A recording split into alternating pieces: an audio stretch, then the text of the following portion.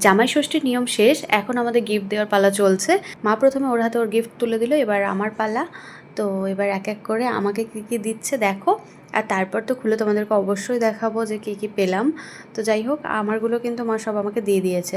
এবার ও কিন্তু মায়ের শাড়িটা মাকে দিচ্ছে, আর তারপর আমরা প্রণাম করে আশীর্বাদ নিয়ে নিলাম। ভালো হয়েছে, একটা হলুদ কালারের শাড়ি।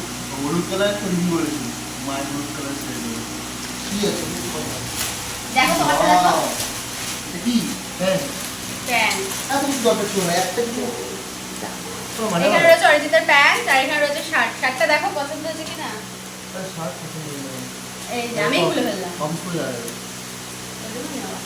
এই যে একটা মেরুন কালারের শার্ট দেখেন। আগে বার যেটা টুকি সবার শাড়ি। এখানে রয়েছে একটা কার্গো প্যান্ট, এখানে রয়েছে একটা শাড়ি। হলো খুলে দেখো কালো প্যান্ট বাইকে বলে তো কিনে দিচ্ছিলাম, আমি কালো প্যান্টটা বাইকে চাই। এই যে শাড়ি, কিনে মাদলি গা এই যে একটা শাড়ি, আর এই একটা শাড়ি, আর এটা ঘরে পরা একটা ছাপার শাড়ি দিয়েছি রানী কালারের।